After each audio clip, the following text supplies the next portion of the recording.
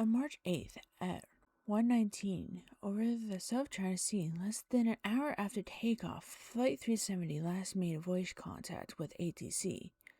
At 1:22 Malaysian time, Flight 370 disappeared from ATC radar screens, but was still tracked on military radar as it turned sharply away from its original northeastern course to head west and across the Malaya Peninsula, continuing the course until leaving the range of the military radar at 2:22, while over the Andaman Sea, 200 nautical miles northwest of Penang Island in northwestern Malaysia.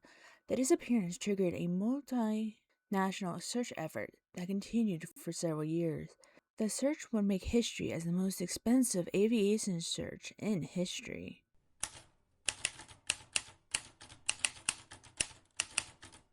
Flight 370 was operated with a Boeing 772H6ER serial number 28420, registered as 9MMOR. On May 31, 2002, the aircraft was delivered to Malaysia Airlines, equipped with two Rolls-Royce Trent 892 engines. The aircraft was configured to accommodate 282 passengers. By the time of its disappearance, the aircraft have accumulated 53,471.6 flight hours, completed 7,526 takeoff and landing cycles. It had no history of major incidents aside from a minor taxiing accident in Shanghai Pudong International Airport in August 2012 that resulted in a damaged wingtip. On February 23, 2014, its last maintenance check was carried out. The aircraft complied with all applicable airworthiness directives for the airframe and engines. On March 7, 2014, a replenishment of the crew member oxygen system was performed. A routine maintenance task and examination of this procedure found nothing unusual. 10 years after the disappearance, leaked documents have shown that MH370 was giving supplemental fuel and crew member oxygen supplies just before takeoff. The Boeing 777 was introduced in 1994 and has an excellent safety record. Since its first commercial flight in June 1995, the type has suffered only 6 other hull losses, the first being the crash of British Airways Flight 38 in 2008, a cockpit fire, and a part Egypt Air Flight 667 at Cairo International Airport in 2011. The crash of Asian Airlines Flight 214 in 2013, in which 3 people died. Malaysian Airlines Flight 17, which was shot down over Ukraine, killing all 298 people aboard in July 2014. Emirates Flight 521, which crashed and burned out while landing in Dubai International Airport in 2016, killing 1 person. And lastly, in November 2017, the 7th Boeing 777 hull loss occurred when a Singapore Airlines 777-200ER was written off after catching fire and burning out at Singapore Changi Airport.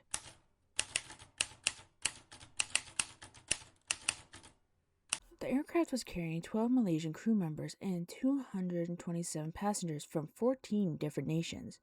On the day of the disappearance, Malaysian Airlines released the names and nationalities of the crew and the passengers, based on the flight manifest. The passenger list was later modified to include 2 Iranian passengers traveling on stolen Australian and Italian passports. All 12 crew members, 2 pilots, and 10 cabin crew were Malaysian citizens. The aircraft was commanded by 52-year-old Captain Zahri Ahmed Shah, an experienced pilot. Penang, he joined Malaysian Airlines as a cadet pilot in 1981, and after training and receiving his commercial pilot license, he became a second officer with the airline in 1983. In 1991, he was promoted to captain of Boeing 737-400. In 1998, he became pilot of Boeing 777-200. He had been a type rating instructor and a type rating examiner since 2007. Zahri had a total of 18,365 hours of flying experience. A month before the disappearance over the Indian Ocean, less than an hour into its flight, Zahri made a 45-minute phone call that has puzzled investigators for years. It was later revealed that the phone call was with his first cousin, Zahami bin Wabin, an aircraft engineer. They had worked for Malaysian Airlines for decades when the Boeing 77 jet vanished. Zahami, speaking to the Australian, insisted his cousin was innocent and lashed out at suggestions that had provided the pilot with technical information that would have given him the ability to hijack the aircraft. He provided the police with phone records showing that he and his cousin had spoken regularly for over the past 20 years. The co-pilot was 26-year-old First Officer Farik Abdul Hamid. He had joined Malaysian Airlines as a cadet in 2007. After becoming a second officer of Boeing 737-400, he was promoted to first officer of the Boeing 737-300 in 2010, and then transitioned to Airbus A330-300 in 2012. In November 2013, he began training as first officer of the Boeing 777-200 aircraft. Flight 370 was its final training flight, and he was scheduled to be examined on his next flight. He had accumulated 2,763 hours of flying experience. Of the 227 passengers, 153 were Chinese citizens, including a group of 19 artists with 6 family members and 4 staff returning from a calligraphy exhibition of their work in Kuala Lumpur. 38 passengers were Malaysian. The remaining passengers were from 12 different countries. 20 passengers, 12 of whom were from Malaysia and 8 from China, were employees of Freescale Semiconductor. Based on the 2007 agreement with Malaysian Airlines, Tzu Chi, an international Buddhist organization, immediately sent specifically trained teams to Beijing in Malaysia following the disappearance of MH370 in 2014 to give emotional assistance to the passengers' families. The airlines also deployed its own team of caregivers and volunteers and agreed to cover the cost of bringing the passengers' family members to Kuala Lumpur. In addition, it provided them with accommodation, medical care, and counseling services during the crisis.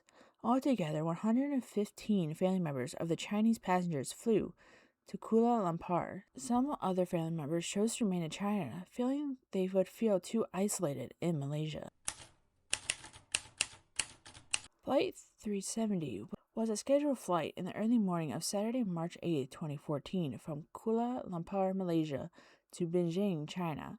It was one of the 2 daily flights operated by Malaysia Airlines from its hub in Kuala Lumpur International Airport to Beijing Capital International Airport, scheduled to depart at 00:35 local time and arrive at 6:20 local time.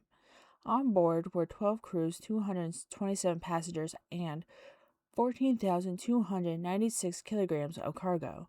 The planned flight duration was 5 hours and 35 minutes, which would consume about 37,200 kilograms of jet fuel. The aircraft carried 49,100 kilograms of fuel, including reserves, allowing an endurance of 7 hours and 31 minutes. The extra fuel was enough to divert to an alternate airports, Jing Yaquan International Airport and Hangzhou Zhaozun International Airport, which would require 4,800 kilograms or 10,700 kilograms, respectively, to reach from Beijing. 0042 MYT, Flight 370 took off from the runway 32R and was cleared by air traffic control to climb to flight level 180, approximately 5,500 meters, on a direct path to navigational waypoint IGARI.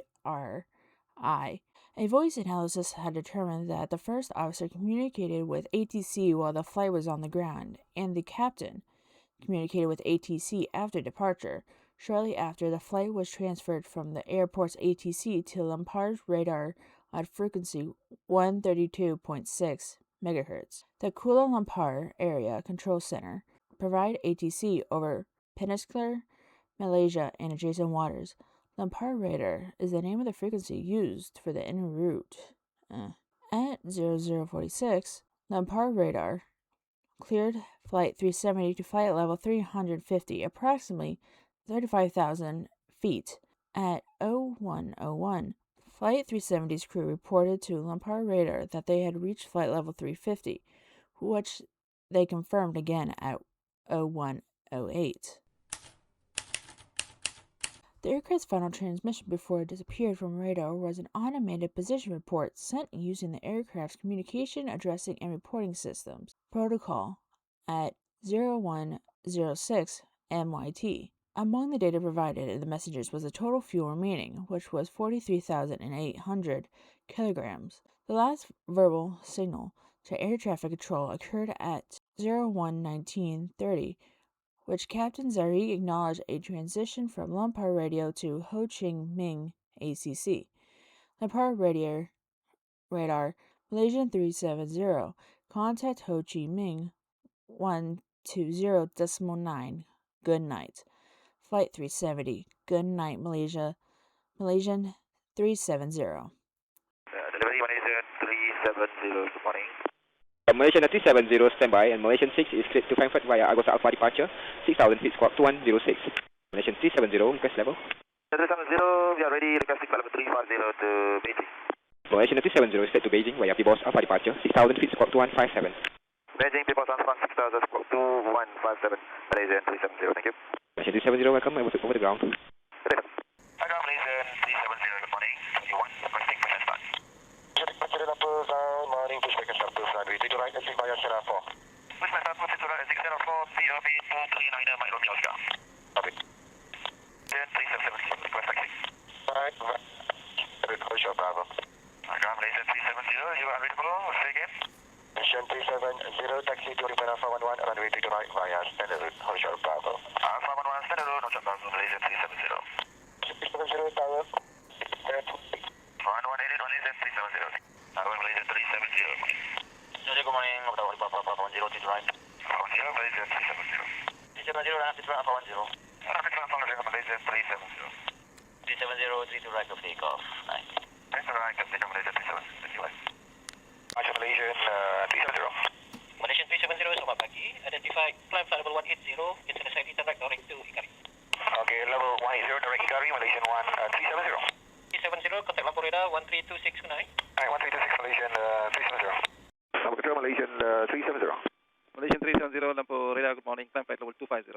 Morning, level 250, Malaysian 370. Malaysian 370, climb flight level 350. Level 350, Malaysian 370.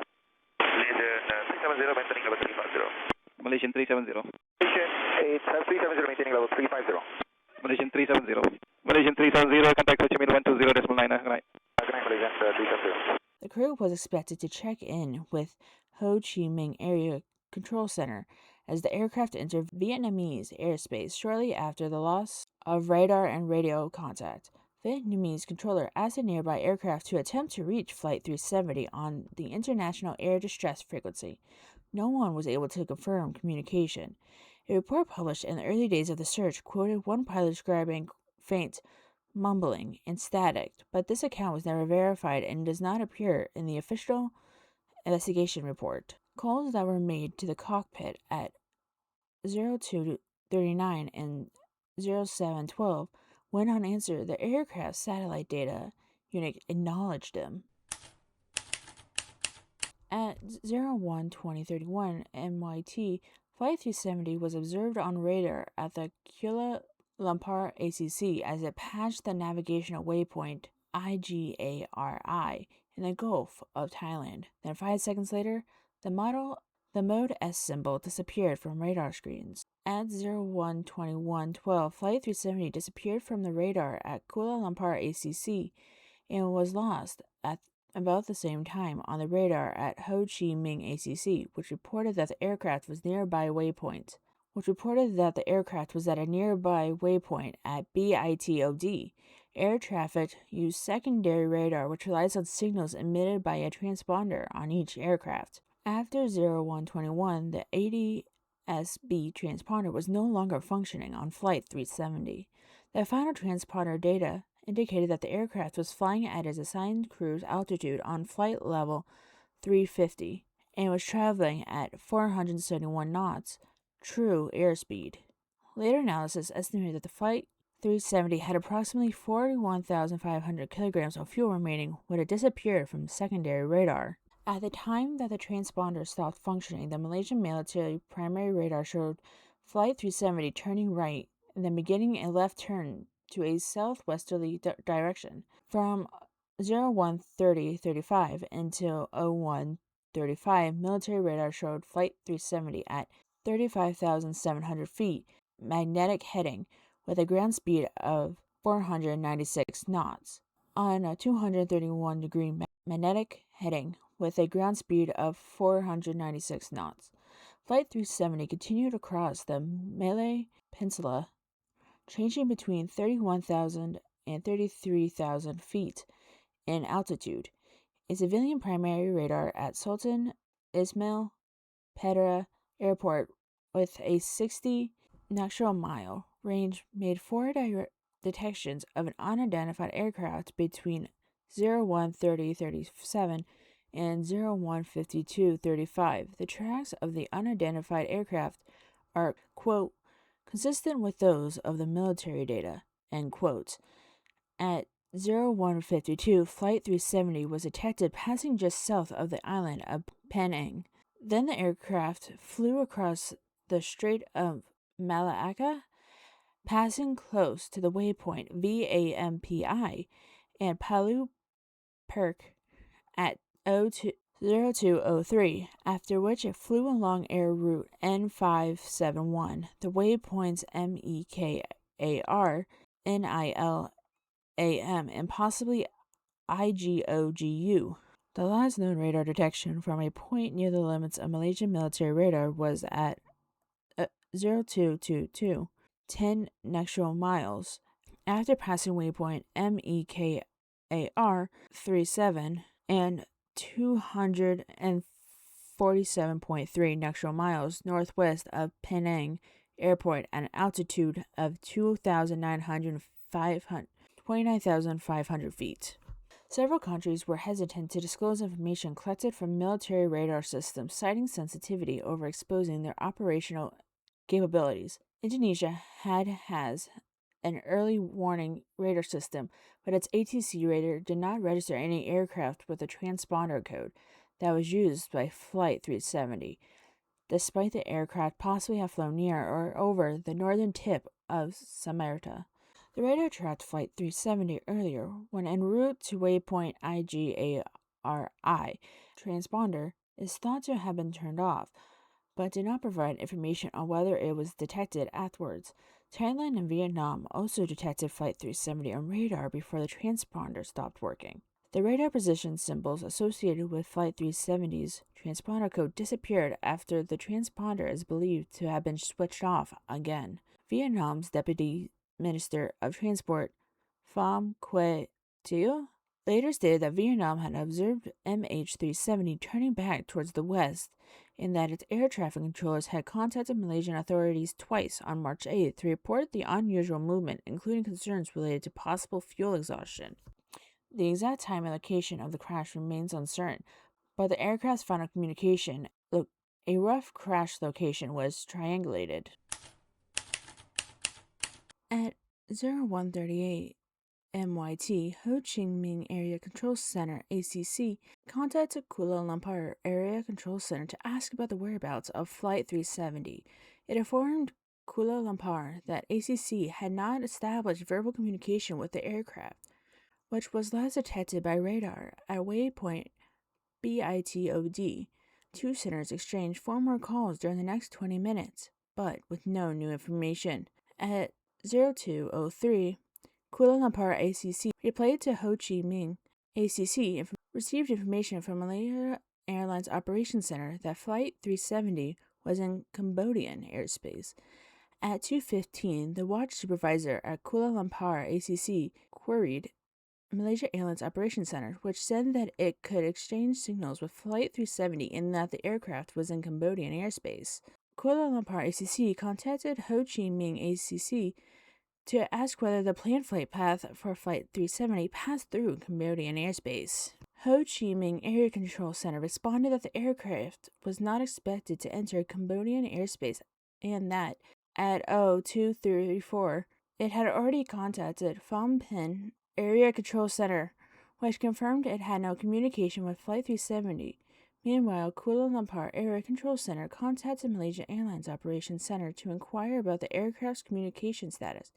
They were informed that Flight 370 was operating normally based on recent data link transmission and was believed to be located at 14 degrees 54 north, 106 degrees 15 east. Later, another Malaysian Airlines aircraft, Flight 386, which was bound for Shanghai, attempted at the request of Ho Chi Minh ACC to try and contact Flight 370 on the Kuala Lumpur radar frequency, which was the frequency of which Flight 370 last made contact with Malaysian aircraft control, and on emergency frequencies. The attempt was unsuccessful. At 3:30, Malaysian Airlines Operations Center informed Kuala Lumpur ACC that the locations it had provided earlier were, quote, based on flight projection and not reliable for aircraft positioning, end quote. Over the next hour, Kuala Lumpur Area Control Center contacted Ho Chi Minh Area Control Center to ask whether they had made contact with Chinese air traffic control. At 5:09, Singapore Area Control Center was also requested to provide any available information regarding Flight 370. At 5:20, an undisclosed official contacted Kuala Lumpur Area Control Center to request further information about the flight. Based on the information available at the time, he stated that, quote, MH370 never left Malaysian airspace, end quote. The watch supervisor at Kuala Lumpur Area Control Center activated that Kuala Lumpur Aeronautical Rescue Coordination Center at 5:30. More than 4 hours after communication with Flight 370 had been lost. The ARCC functions as a command post within the Area Control Center, overseeing and coordinating search and rescue operations when the aircraft is reported missing. At 7:24 MYT on March 8th, 1 hour after the flight's scheduled arrival in Beijing, Malaysia Airlines issued a media statement confirming that communication with Flight 370 had been lost at 2:40 and the government's search and rescue operations were underway. Unbeknownst to investigators in Malaysian Airlines at the time, Flight 370 was still airborne when the statement was released, continuing to fly over the Indian Ocean. Initial search and rescue efforts were focused on the South China Sea, rather than the area which the aircraft is now believed to have gone down. Initial search and rescue efforts were focused on the South China Sea, rather than the area where the aircraft is now believed to have gone down. The reported time of the last contact was later corrected to 1:21. No distress signal was ever transmitted, and there were no reported indications of bad weather or technical problems before the aircraft disappeared from radar. On March 24th, Malaysian Prime Minister Najib Razak addressed the media at 2200 local time regarding Flight 370. During the statement, he announced that he had been briefed by the Air Accidents Investigation Branch and Inmerstat, whose analysis conducted that the aircraft's last known position was in the southern Indian Ocean, with no viable landing sites in the area. It was therefore concluded that the aircraft must have crashed into the sea. Before Najib spoke, an emergency meeting was called in Beijing for relatives of Flight 370 passengers. Malaysian Airlines announced that Flight 370 was assumed lost with no supervisors. It notified most of the families in person or via telephone, and some received a SMS in English and in Chinese, informing them that the aircraft likely had crashed with no survivors. On January 29, 2015, the Director General of the Department of Civil Aviation Malaysian, Azurbin Abdul Rahman, announced that the status of Flight 370 would be changed to quote-unquote an accident. The declaration was made on the basis that all passengers and crew were presumed to have lost their lives. At the time it disappeared, if the official assumption that all on board had perished was accepted, Flight 370 was the deadliest aviation accident in the history of Malaysian Airlines, surpassing the 1977 crash of Malaysian Airlines system Flight 653 hijacking and crash, which killed all 100 people on board. It was also the deadliest accident involving a Boeing 777, exceeding the toll of the Asiana Airlines Flight 214 crash, which claimed 3 lives. However, 131 days later, both records were surpassed when Malaysian Airlines Flight 17 was shot down. Another Boeing 777-200ER on July 17, 2014, killing all 298 people on board. In the weeks following the disappearance, numerous media outlets reported alleged sightings of an aircraft matching the description of the missing Boeing 777. However, none of these reports were ultimately confirmed. On March 19, 2014, CNN reported that several witnesses, including fishermen and oil rig worker and residents of Kadahuvahu in the Maldives, claimed to have seen the missing airliner. The aircraft reportedly observed over the Maldives was later identified as Maldivian aircraft, eliminating it as the possible sighting of Flight 370. Other unverified accounts also emerged. A fisherman claimed to have seen an unusually low-flying aircraft off the coast of Kota Bravo, while an oil rig worker, approximately 186 miles southeast of Vung Tau, reported seeing a, quote, burning object, end quote, in the sky on the morning of the disappearance. The report was considered credible enough for Vietnamese authorities to launch a search and rescue mission. Indonesian fishermen also claimed to have witnessed an aircraft crash near the Strait of Malacca. 2 days later, Malaysian The Star reported that a Malaysian woman believed she had seen the Malaysian aircraft partly submerged in the waters near Andaman Islands on the day it disappeared. 3 months later, the Pauki Gazette reported that a British woman sailing in the Indian Ocean claimed to have seen an aircraft on fire. A multi-international search and rescue operation was launched in Southeast Asia shortly after Flight 370 disappeared.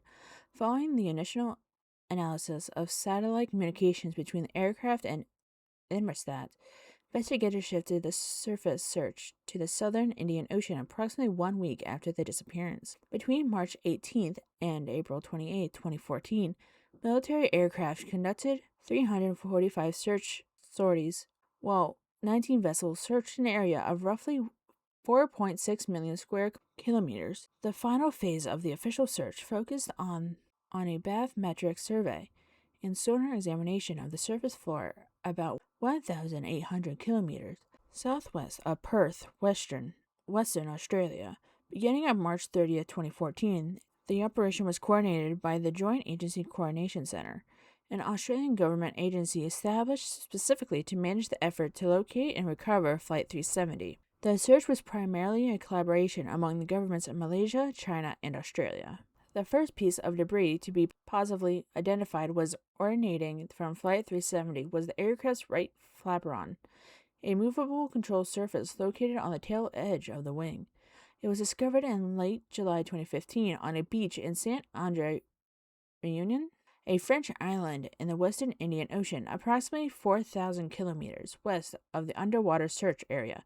The flaperon was transported from Réunion to Toulouse, France, where it was examined by the Bureau of Inquiry and Analysis for Civil Aviation Safety and a French Defense Ministerial laboratory. Malaysian investigators also traveled to Réunion and Toulouse to participate in the investigation. On September 3, 2015, French authorities announced that the serial numbers found on internal components of the flaperon matched Flight 370 with certainty. Investigators were able to recover these serial numbers using a specialized inspection device known as borescope, making the flaperon the first confirmed physical evidence of the missing aircraft. Following the discovery, French police searched the water surrounding Réunion for additional debris. Among the items recovered was a damaged suitcase that was initially suspected to be connected with Flight 370, although investigators later questioned the link. The location where the flaperon was found was consistent with specific models predicting how debris could have drifted over approximately 16 months from where the suspected crash area in the southern Indian Ocean. A Chinese water bottle and an Indonesian cleaning product were also recovered nearby, but neither could be conclusively linked to the aircraft. In August 2015, French expanded the search by conducting aerial surveys over a 120 by 40 kilometer area along Réunion's eastern coast, while foot patrols searched the island's beaches. Malaysia also requested that neighboring countries remain alert for any marine debris that might have originated from the missing aircraft. Despite these efforts, no additional debris connected to Flight 370 was found at sea, and the air and sea searches around Réunion concluded August 17, 2015. The flaperon itself was covered with La Paz antiferia, commonly known as goose barnacles. Because these barnacles grow only while submerged and developed in patterns influenced by ocean conditions, researchers analyzed them in an effort to reconstruct the Flappatron's journey across the Indian Ocean and gain further clues about the aircraft's final resting place. In December 2015, a man named Liam Lauder discovered a gray piece of debris on a beach in southern Mozambique. However, it was not until March 2016, after reading news reports about Blaine Gibson's discovery approximately 300 kilometers away, that his family notified authorities about the find. The fragment was sent to Australia for detailed examinations. Investigators found that it bore the stencil code 676EB, identifying it as part of a Boeing 777 flat track fairing, a component that streamlines the wing's flap mechanics. Experts also determined that the style of the stencil lettering matched that used by Malaysia Airlines, leading them to conclude that the debris almost certainly originated from Flight 370's aircraft registration 9MMRO. In February 2016, another piece of possible Flight 370 debris was discovered off the coast of Mozambique. The object, which bore the stencil marking "No Step," was initially examined through photographs, leading experts to suggest that it may have originated from either the aircraft's horizontal stabilizer or the leading edge of one of its wings. The fragment was found by American investigator Blaine Gibson on the sandbank of the Bazaruto archipelago near Villa Enclaso in southern Mozambique, approximately 2,000 kilometers southwest of where the Flappatron had been discovered on Mayun Island several months later. The debris was subsequently sent to Australia for detailed examination. After analyzing the component, experts concluded that it was almost certainly a panel from the horizontal stabilizer on Flight 370's Boeing 777, registered 9MMRO, providing another significant piece of evidence linking debris found across the western Indian Ocean to the missing aircraft. On March 7, 2016, another piece of possible Flight 370 debris was discovered on the French island of Réunion.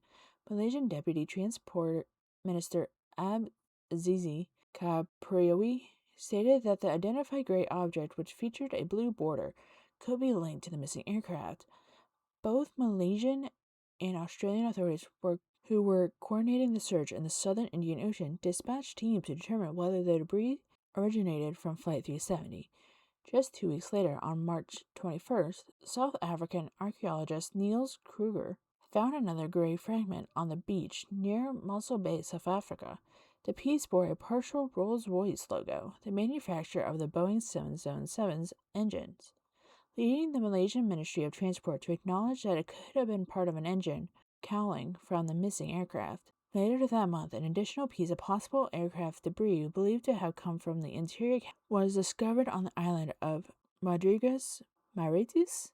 After examining the recovered fragments, Australian authorities announced on May 11th that both Réunion and South African pieces were, quote-unquote, almost certainly from Flight 370, providing further evidence that the debris from the aircraft had drifted across the western Indian Ocean. On June 24th, Australian Transport Minister Doreen Chester announced that the piece of the aircraft debris had been discovered on Pemba Island, off the coast of Tanzania. The fragment was handed over to authorities so that the Malaysian investigators could determine its origin. On July 20th, the Australian government released photographs of the object, which was believed to be an outboard flap from one of the aircraft's wings. On September 15th, Malaysian Transport Ministry confirmed that the debris had indeed come from Flight 370. In November 2016, families of victims announced plans to conduct their own search for debris on the island of Madagascar the following month. Between December 2016 and August 2018, additional fragments were recovered along the Malagasy coast. On November 30th, 2018, 5 of the pieces believed by relatives to be linked to MH370 were formally handed over to Malaysian Transport Minister Anthony Loke for examination. Separately, Texas A&M University mathematics professor Gong Cheng suggested that the aircraft may have entered the ocean in a near vertical descent. He argued that any other impact angle would likely have caused the aircraft to break apart into widely scattered debris, and that it would have been discovered more easily. On January 17, 2017, the official search was suspended.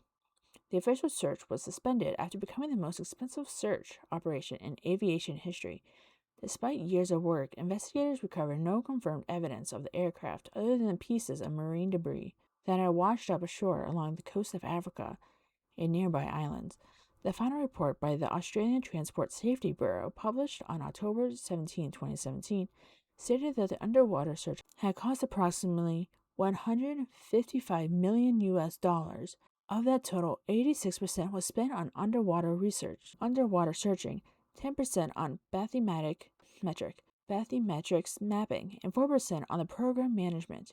Malaysian funded 58% of the cost, Australian contributed 32%, and China provided the remaining 10%. Using satellite data and debris drifted analysis, investigators narrowed the most likely crash location to an area approximately 25,000 square kilometers. By October 2017, 20 pieces of debris believed to have originated from Flight 370's aircraft registration had been recovered from beaches and coastlines across the western Indian Ocean.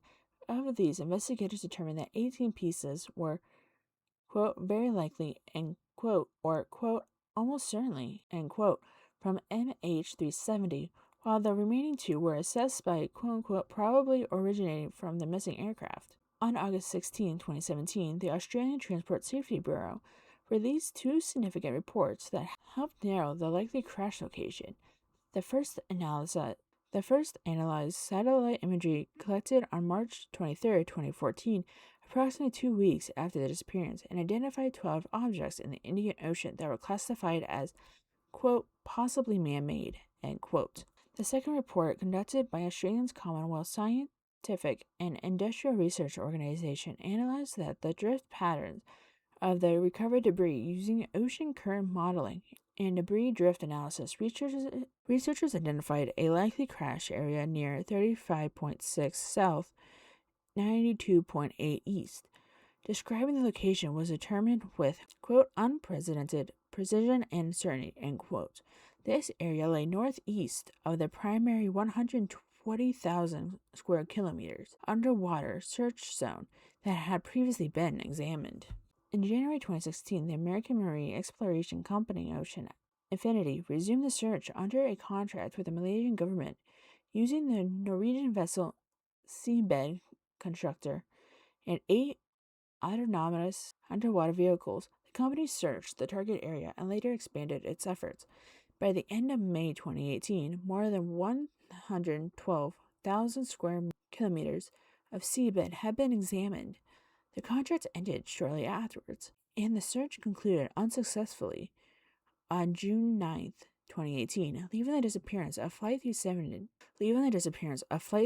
one of aviation's greatest mysteries. On May 2024, Ocean Infinity submitted a proposal to Malaysian Minister of Transport Anthony Loke to launch a new underwater search for MH370.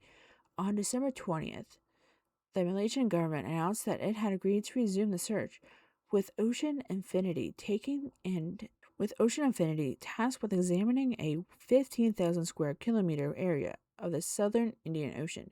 The mission was expected to cost $70 million and, like the company's 2018 effort, would operate on a, quote, no find, no fee basis, meaning payment would only be made if the aircraft was located. On February 25, 2025, Transport Minister Anthony Loke confirmed that the Ocean Infinity had resumed search operations.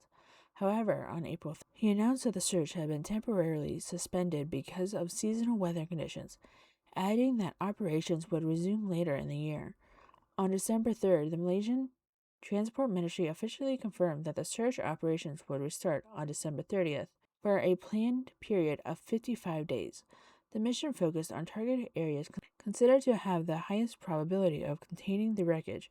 In accordance with the service agreement signed between Malaysian government and Ocean Infinity on March 25, 2025, Ocean Infinity again conducted the mission the search formally resumed on December 31st, when vessel Armada 8605 departed Fremantle, Western Australia, supported by 2 autonomous underwater vehicles.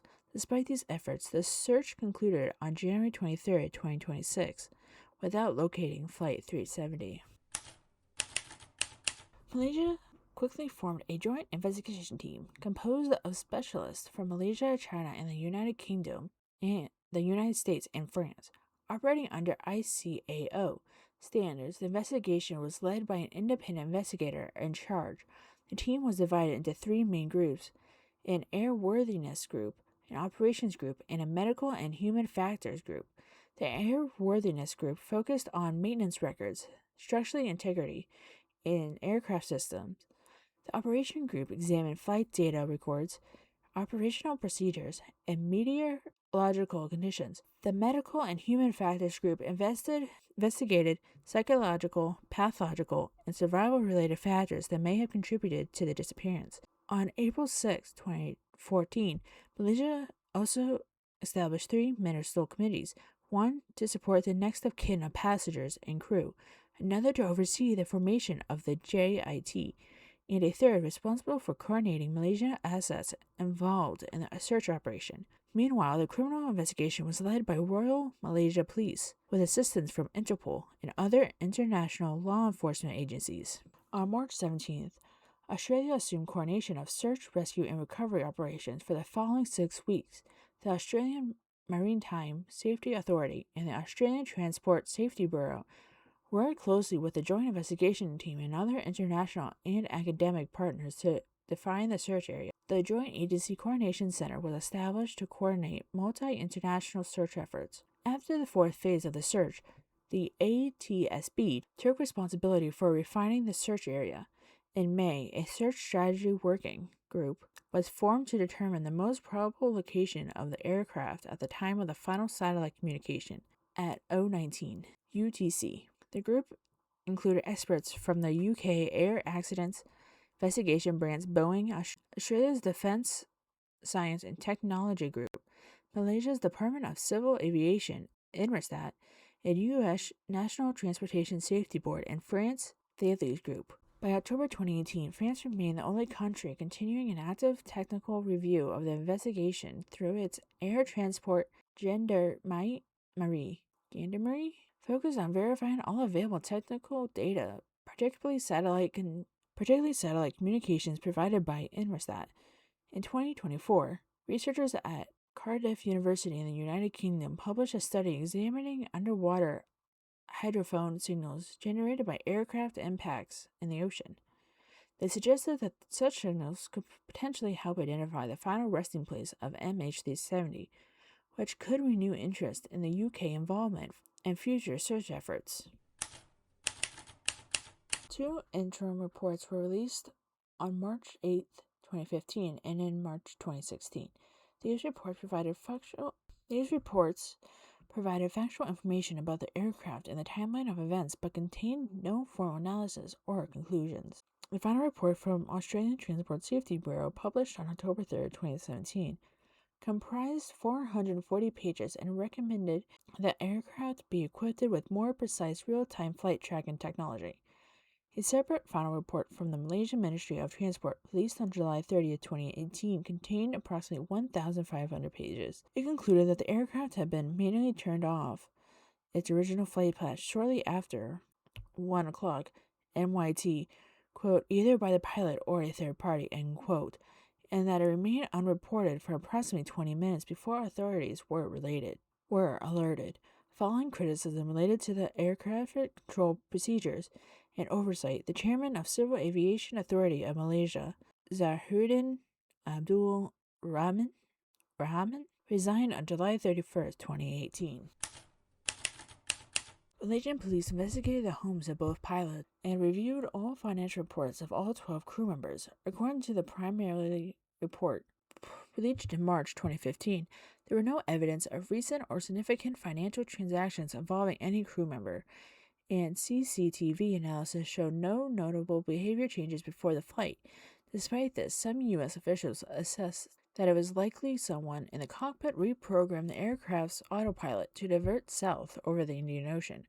Media reports also claimed that Malaysian investigators consider Captain Zari Ahmed Shah the primary suspect, should deliberate human intervention be confirmed. In 2020, former Australian Prime Minister Tony Abbott stated that early Malaysian government thinking leaned towards pilot murder-suicide scenario. Retired aviation specialist Jean-Luc Marchand and Patrick Belly publicly supported the pilot suicide theory, presented detailed analysis and reports in a series of conferences. In 2016, New York Magazine reported on a confidential police document describing an FBI analysis of the captain's home flight simulator. The analysis reportedly found a route leading deep into the southern Indian Ocean that closely resembled the aircraft's final flight path. The report suggested this information had not been included in the publicly released investigation document. The FBI findings were later acknowledged by the Australian Transport Safety Bureau and confirmed by the Malaysian government, although officials described the simulation as, quote, nothing sinister, end quote. The satellite communication system functioned normally from pre-flight until 107 MYT, when it responded to a ground-to-air ACARS message. Between 107 and 203, power to the satellite data unit was lost. The final report concluded that the loss of communication prior to the diversion was likely due to either manual shutdown of the systems or interruption of electrical power.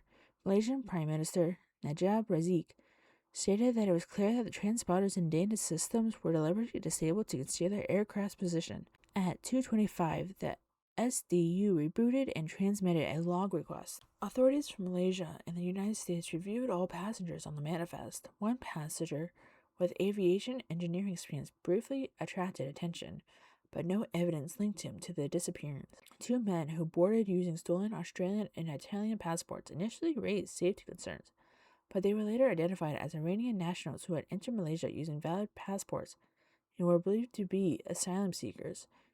Interpol later stated it was, quote, inclined to conclude that it was not a terrorist accident, end quote. China also confirmed that its citizens on board had no links to terrorism or sabotage. Flight 370 carried 10,806 kilograms of cargo, including 4 containers of mangostines and 221 kilograms of lithium-ion batteries. Investigators paid particular attention to these items due to potential fire risks associated with lithium-ion cells, which could have been involved in the previous aviation incidents. However, the batteries were properly packaged according to international regulations. The Australian Transport Safety Bureau compared multiple scenarios, including in-flight medical failure, fuel exhaustion, and unresponsive crew or hypoxia. It concluded that the loss of crew consciousness or incapacitation best fit the available evidence of the aircraft's long unresponsive flight over the Indian Ocean. No consensus exists among investigators regarding this theory. However, if no control inputs were made after autopilot disengagement or fuel exhaustion, the aircraft would have likely entered a spiral descent and impacted the ocean relatively close to the point of loss of control. Analysis of recovered debris, including the flapdron, indicated that the landing flaps were not deployed, supporting the possibility of high-speed, uncontrolled impact. In 2018, the ATSB reiterated that available data suggests the aircraft was not under effective control at the time of impact. Public communication from Malaysian officials regarding the loss of Flight 370 was initially marked by confusion. The Malaysian government and Malaysia Airlines released information that was often imprecise, incomplete, and at times contradictory, with civilian and military statements occasionally conflicting, particularly regarding the aircraft's last known position and time of contact. Malaysian Acting Transport Minister Hishamid Hassin denied that there were coordination problems between participating countries. However, academics and international relations experts noted that pre-existing regional tensions and mistrust over sovereignty, intelligence sharing, and security issues significantly hindered cooperation during the search effort. Some analysis described the operation as a series of parallel national efforts rather than a fully integrated multinational search. The Guardian noted Vietnam's decision to permit Chinese aircraft to enter its airspace as a rare positive example of cooperation. However, Vietnam also temporarily reduced its search operations, citing poor communication from Malaysian authorities despite repeated requests for information. Meanwhile, Chinese officials through Ixana news agency and the foreign ministry publicly urged Malaysia to take greater responsibility for coordinating the search and improving transparency. Malaysia initially withheld raw military radar data, citing sensitivity concerns, before later releasing it. Defense analysis noted that the radar capabilities and signal characteristics can reveal sensitive information about a country's surveillance systems, which contribute to reluctance in sharing data. Similar concerns reportedly applied to some marine surveillance data in the South China Sea, where revealing acoustic information could expose operational capabilities.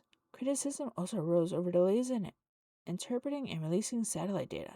On March 11, 2014, Immerstat had already provided analysis suggesting that the aircraft had not remained in the northern search areas and may have traveled along a northern or specific corridor. However, the information was not made public until March 15th, when it was announced by the Malaysian Prime Minister. Malaysia Airlines stated that the satellite data required verification before public release. Officials later said that the data had been reviewed jointly by Malaysian and U.S. investigators beginning on March 12th and was forwarded to further analysis with conclusions reached by March 14th. Around the same time, the UK investigators independently arrived at similar findings. On June 14th, relatives of passengers launched a crowdfunding campaign in Indiegogo seeking $100,000 US in initial funding with long-term goal of $5 million US, intending as a reward for credible information about the aircraft's location or disappearance. The campaign concluded on August 8, 2014, raising $100,516 from more than 1,000 contributors.